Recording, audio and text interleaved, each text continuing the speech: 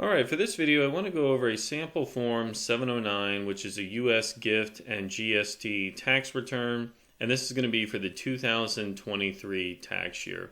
Now we've got the full 709 here, which we'll go through in more detail. We've also got the form 709 instructions for the 2023 tax year, and then lastly we've got one slide here covering some background on the 709 and some more details on the fact pattern. So in this scenario, we're going to look at under what circumstances you need to actually report charitable contributions, so donations to 501c3 charities on your 709. So generally the 709 is filed by U.S. persons, so those are individuals that are U.S. citizens or residents that make taxable gifts during the year. Now, the annual gift tax exclusion for 2023 is $17,000 per donor per recipient. It's going up to $18,000 for 2024. And it's important to always ask, well, what is considered a taxable gift? So gifts that are not taxable for gift tax purposes include transfers to tax-exempt organizations. So when you donate money to a charity, if you make contributions for educational expenses, so if you pay somebody's tuition on their behalf directly to the college, that's not reportable. Medical expenses and other contributions to political organizations. So these types of contributions are not subject to gift tax reporting. Now, gifts to charity are generally not reportable because they're tax-exempt organizations, unless the donor has also made non-charitable gifts during the year that have to be reported on a 709. And that's the example that we're going to see here. So in our fact pattern, we've got Jane taxpayer, single filing taxpayer, unmarried, and she has one daughter named Sarah. Now from 2018 to 2022, Jane was regularly making an annual $7,000 charitable donation to her favorite Florida-based charity, Florida Charity Inc., and this is a Section 501c3 public charitable organization. So from 2018 to 2022, Jane made no other taxable gifts that would have required 709 reporting, so she never filed a 709 to report those donations to the charity. However, in 2023, Jane made that same $7,000 contribution, and she also made a cash gift of $25,000 to her daughter, Sarah. Now, because Jane has made that taxable gift to Sarah, she has to not only file the 709, but on the 709, she has to now report the contribution to that public charity. All right, so now on the 709, she has extended her Form 1040 by filing 4868, so that's also going to apply to the 709 filing. And before we get into the details, just a few things that are not going to apply here that are also really important to consider depending on your circumstances. So one, because Jane has never been married, she has no deceased spousal unused exclusion issues, so that's not being factored in here. And this is just a cash contribution made by Jane to her daughter, so it's pretty straightforward. Unlike transfers of non-cash property, transfers to trusts, we don't have any GST issues.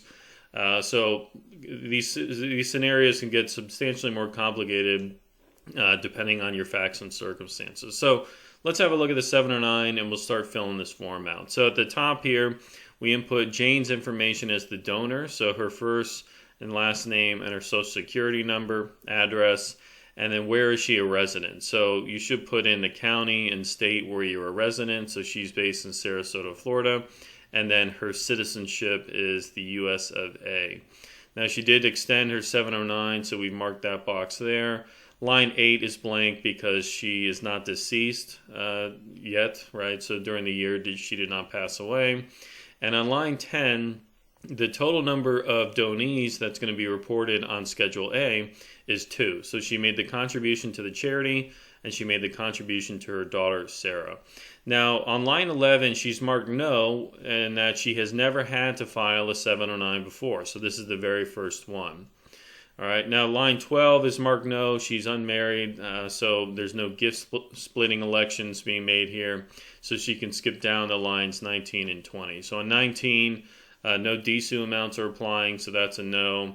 And then on line 20, we're also answering no, that this 709 doesn't implicate any transfers of digital assets or financial interest in a digital asset. Okay, so now before we get into line 1, we have to first start with the Schedule A and report all of the gifts. So if we scroll down to Schedule A comprises a couple of parts. So first part 1, is where we report gifts that would only be subject to the federal gift tax. In part 2, we're looking at direct skips. So these are direct skip gifts that are subject to both the gift tax and GST. So if Jane was gifting to, like, let's say a grandchild or a trust, might have a GST issue. And then part 3 are indirect skips and other transfers to trust. So depending on the type of transfers you're making, you might have to complete one or multiple parts. In this example, we're only working with part 1. So if you have multiple gifts to multiple donees, you generally are going to want to attach it as a statement. So we've got a C attached statement here for part 1, and we'll scroll on down to our attachment for Schedule A. So we've listed both of the contributions here. So the first one is the contribution to the charity. So the columns are set up. We have the donee information, the basis of the gift, the date it was transferred, the fair market value on the date of the contribution, whether we're making a splitting election, which won't apply to us, and then the net transfer. So the first donee is the charitable organization. So we've got Florida Charity Inc. We've also included the EIN. The relationship to the donor is none, and then we've listed the address for the charity as well. Now the basis is the basis of the property from the perspective of the donor. So when they contribute cash, your basis in cash is just the same as the fair market value. So she transferred $7,000, that's the fair value. $7,000 is her basis, and that transfer was made on June 15th, 2023. Because we have no split gift here, the net transfer amount is the same as the value, so $7,000. Now in the description of the transfer, we provide a little more information for the IRS to let them know exactly what happened here. So the donor made a cash gift of $7,000 to a Section 501c3 public charitable organization, qualifying for the charitable contribution deduction under Section 2522. The donor has reported the charitable contribution deduction on Schedule A of the timely filed 2023 Form 1040. So Schedule A meaning an itemized deduction. So she has claimed an itemized deduction for this charitable contribution. Now the second item is the contribution that was made to Sarah, right? And so because this contribution was made to Sarah, that's why she has to report the information up here to the charity.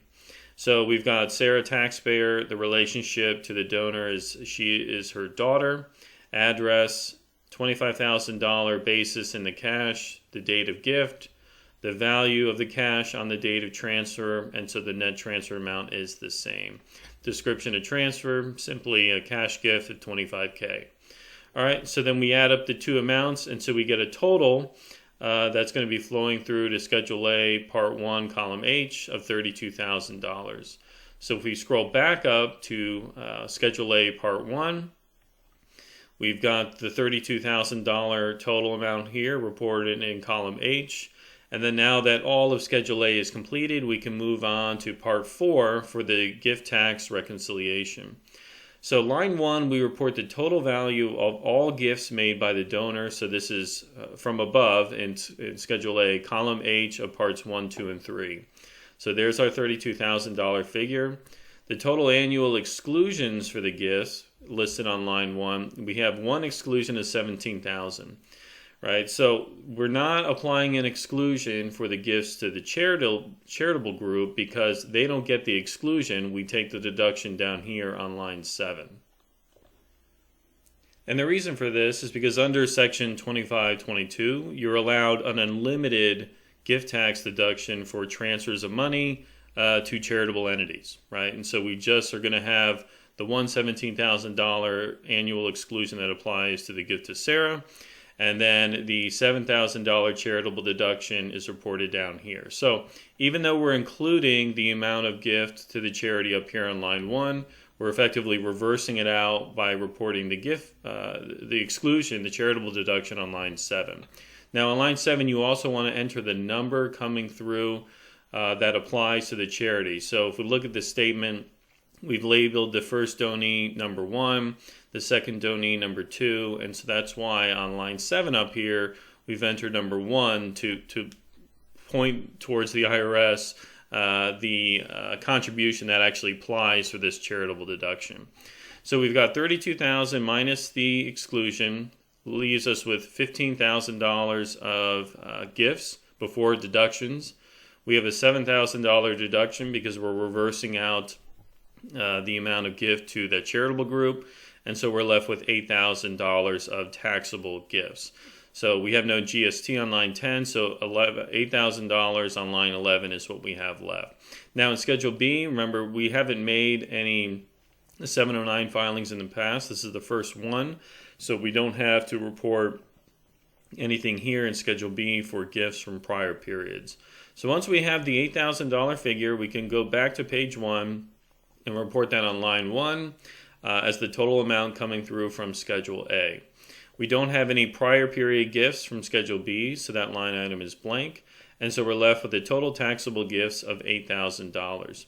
Now, it's this amount that we compute the tax, the gift tax on this $8,000. So if we look at the form instructions and we scroll down to where we have the tax tables,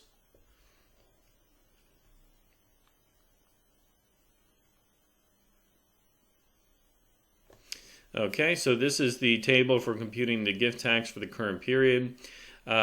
Column A through B, so you know in column A here, the taxable amount, if it's $0 to $10,000, then the tax is going to be that value times 18%. So the amount of gift that we have is $8,000, so we're looking at $8,000 times 18%. So that's how we arrive at the $1,440 figure. Now we're not computing any tax because we don't have a value on line 2, so line 5 is blank. $1,440. The applicable credit amount, we look this up from the form instructions as well. So if I go back to the form instructions, we'll scroll up here to the basic exclusion and credit amount table.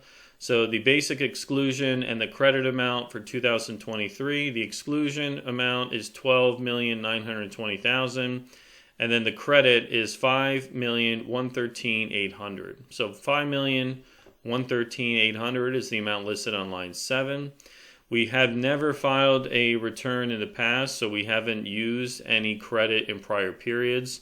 So Schedule B, remember, was blank for us. So line 8 is also 0. So the balance here remains at the $5.113 million. All right. We don't have any gifts made between 76 and 1977, so nothing applies to us there. So we're left with the balance of $5,113,800. The applicable credit amount for this year is going to be the smaller of line 6 or line 11. Well, that smaller amount is certainly the $1,440. We don't have any foreign gift taxes that were paid, so the total credit amount for the current period is $1,440. All right. So because the credit amount is well below the balance available to us, we owe no gift tax for the current period. So line 17 is just going to be 0. All right. So that covers it for this video. I hope that was helpful. Any questions, certainly feel free to leave a comment below. And as always, I appreciate you watching, and I look forward to seeing you again on the next one. Thank you.